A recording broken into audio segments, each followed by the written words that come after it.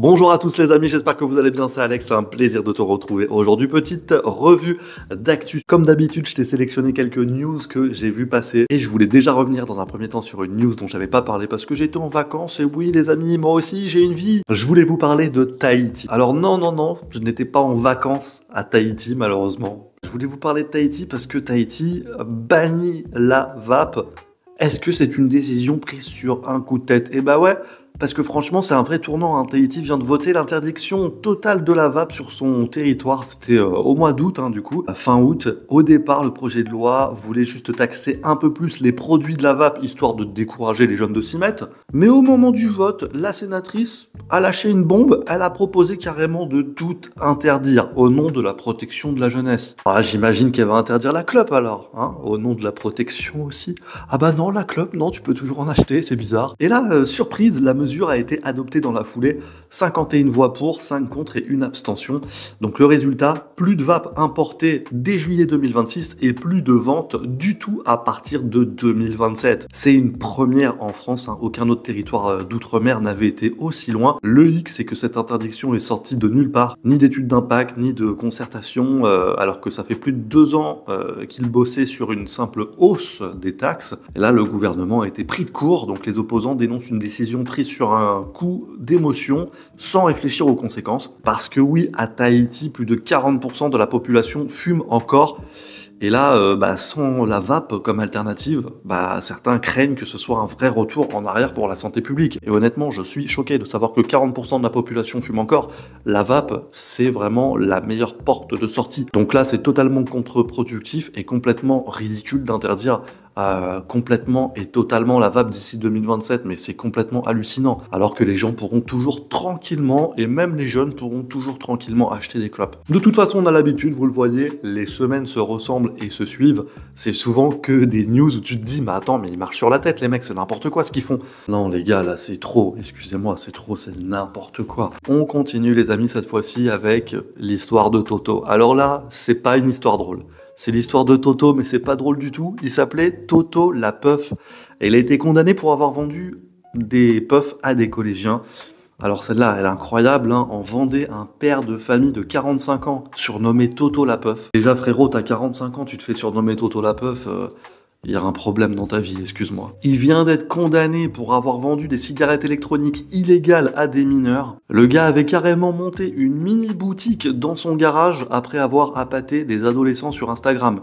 Il recevait les jeunes à la fenêtre de sa maison, puis leur refilait des puffs de contrebande. Ah bah bravo Toto. L'affaire a été révélée après une lettre du collège qui a signalé ce trafic à la justice. Entre septembre 2023 et février 2024, il aurait revendu des centaines de puffs. Certaines venaient d'Albanie et revendues sans respecter la loi. Sur les 563 vapoteuses saisies, près de la moitié étaient illégales. Donc là, effectivement, il a dû vendre les anciennes puffs, tu sais, celles qui étaient jetables complètement, là, celles qui étaient interdites. Maintenant, c'est les nouvelles, tu peux remplacer juste les cartouches et tout, c'est plus simple. Résultat, une amende de combien? Alors, devine combien il a pris d'amende? 3300 €. Au passage, une belle piqûre de rappel, la vente de produits de vape à des mineurs, c'est interdit et le business parallèle de puffs importés reste dans le viseur des autorités. 3300 €, c'est pas si énorme, les gars. Moi, personnellement, j'ai déjà été condamné pour une vidéo YouTube à 10 000 €, pour vous donner un ordre d'idée. Pour une vidéo sur YouTube, tu vois. Je parlais d'un concurrent, tu vois, où j'ai dit zéro insulte, j'ai pas donné son nom, tout était flouté, tout était bipé.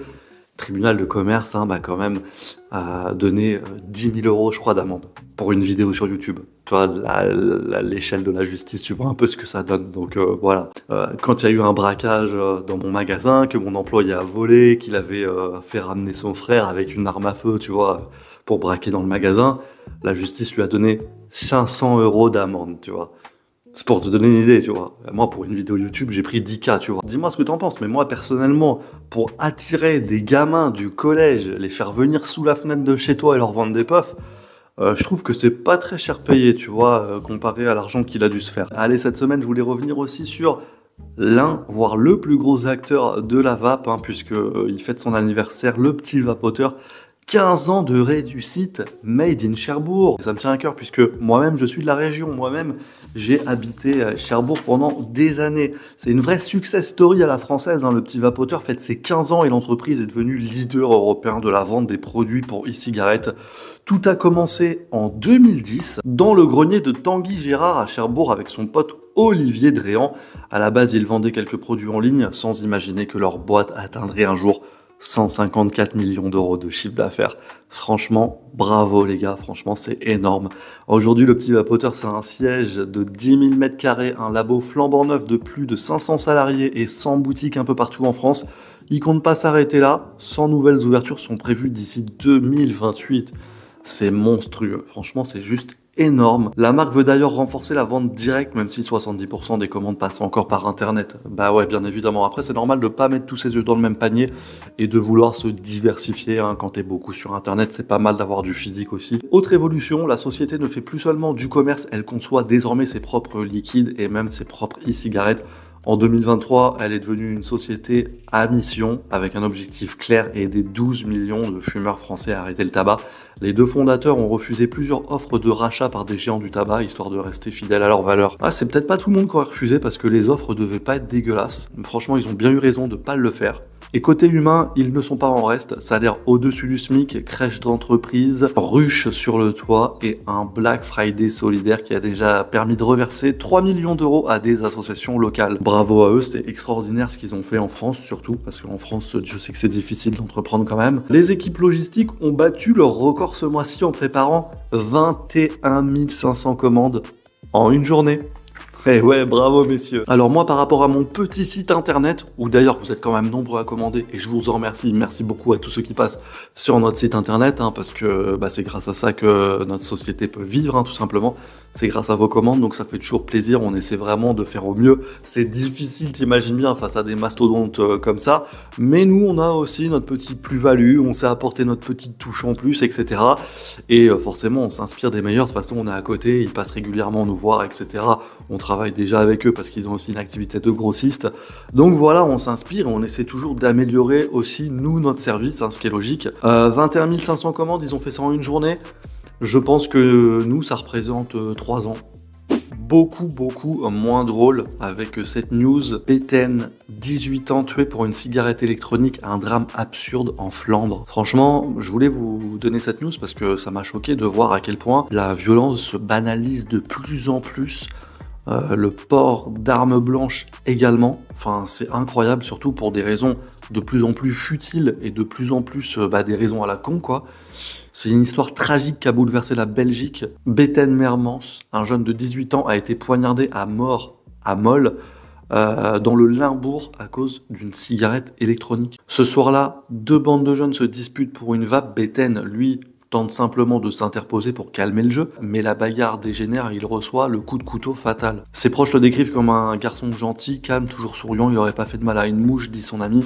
Depuis, tout le quartier est sous le choc. Ce drame, c'est celui d'une génération où des conflits banals tournent trop vite au drame à cause de broutilles. Donc je sais pas si vous vous rendez compte jusqu'où ça peut aller pour une embrouille de cigarettes électroniques, les mecs. Alors à ça doit être mêlé, bien évidemment, peut-être des histoires de drogue ou d'alcool, etc.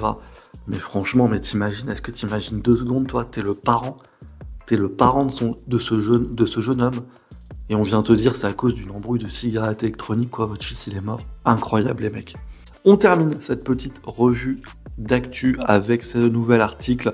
Vente de tabac et de vape aux mineurs, le Conseil d'État estime que l'État en fait déjà assez. L'Alliance contre le tabac avait saisi le Conseil d'État, estimant que l'interdiction de vendre du tabac et des produits de vapotage aux mineurs n'était pas du tout respectée. Dans les bureaux de tabac, je sais pas, mais dans les magasins de vape, à part tomber sur des énergumènes comme Toto la Peuf là de tout à l'heure, mais sinon franchement, dans les boutiques de vape, ça me paraît hyper bien respecté quand même l'interdiction de vente aux mineurs. L'association demandait au gouvernement d'agir plus fermement, mais la plus haute juridiction administrative a rejeté la demande. Selon elle, l'État mène déjà assez d'actions pour faire appliquer la loi. Le Conseil d'État reconnaît pourtant que le problème est réel. Près d'un collégien sur 2 en classe de 3e dit avoir déjà acheté un paquet de clopes dans un bureau de tabac. Le non-respect de la loi est donc bien présent. mais contrôler les buralistes, c'est compliqué. Il faut les prendre en flagrant délit et ça, c'est pas si simple. Les juges soulignent que des mesures concrètes ont été prises récemment. Nouvelle formation obligatoire pour les buralistes, sanctions plus sévères, amendes relevées à la 5e classe, les contrôles renforcés, etc. Toutes ces actions s'inscrivent dans le plan national de lutte contre le tabac et les addictions prévu jusqu'en 2027. Mais pour le Conseil d'État, pas besoin d'en rajouter pour l'instant. Attendons de voir si les efforts apportent leurs fruits. Donc ça, je trouve ça plutôt sage comme décision parce qu'avec tout le cadre légal déjà et tout ce qu'il y a par rapport à la vape et au tabac, etc., je trouve qu'il y a déjà beaucoup de choses et que dans l'ensemble, quand même, les commerçants font extrêmement bien leur travail, font très attention et font bien appliquer la loi. C'est quand même assez rare, tu vois, de voir des gens qui ne la respectent pas. Et moi, quand j'entends qu'il y a peut-être un collégien sur 2 qui a réussi à s'en procurer, etc., mais les gars, s'il était avec un pote à lui qui avait 18 ans, il peut très bien faire passer son pote qui a 18 ans, et c'est comme ça qu'il va faire acheter son pote pour se procurer une vape. Et ça, tu peux rien faire. Si le gars arrive et qu'il a 18 ans avec sa carte d'identité, t'es obligé de lui vendre. Après, une fois qu'il est ressorti, bah, s'il donne ça à son pote mineur, les gars, qu'est-ce que vous voulez y faire? Ça, vous ne pouvez rien y faire. Et moi, tu vois, c'est ce que je me suis toujours dit. Comme j'ai plusieurs boutiques, j'aimerais bien, tu vois, prendre un jeune, en fait, tu vois, et mettre une petite caméra cachée sur lui et tester mes équipes et le faire aller dans mes différents magasins pour voir comment mes vendeurs réagissent. Je sais, évidemment, qu'ils font super gaffe, qu'ils vendent pas aux mineurs, tu vois, mais j'aimerais bien faire le test en réel pour voir ce que ça donne. Peut-être qu'un jour je le ferai, c'est le patron qui veut fliquer ses employés et tout, mais bon, je trouve que ça pourrait être intéressant quand même pour vraiment vérifier concrètement sur le terrain. Si je demande à un mec de 16 ans de venir dans mes boutiques, est-ce que mes vendeurs peuvent se faire avoir ou pas? Est-ce qu'ils demandent la carte d'identité ou pas? Tu sais, quand t'es pas là, t'es pas toujours derrière, tu peux pas toujours vérifier. Donc ouais, peut-être qu'un jour je le ferai. Les amis, merci d'avoir suivi cette petite vidéo, ça me fait extrêmement plaisir. Dites-moi ce que vous en pensez en commentaire, dites-moi si vous aimez bien que je vous fasse ces petites news là, c'est notre petit rendez-vous du lundi soir. Si vous kiffez, mettez-moi un petit commentaire, et puis moi je vous dis à très vite pour d'autres vidéos. Oublie pas, abonne-toi à la chaîne YouTube si tu veux rien louper des prochaines vidéos qui arrivent, que ce soit news, matos ou liquide. Comme ça, on évoque un peu tous les sujets ensemble. Et puis, n'hésite pas si tu as des petites remarques à faire en commentaire. Je te dis ciao, à la semaine prochaine.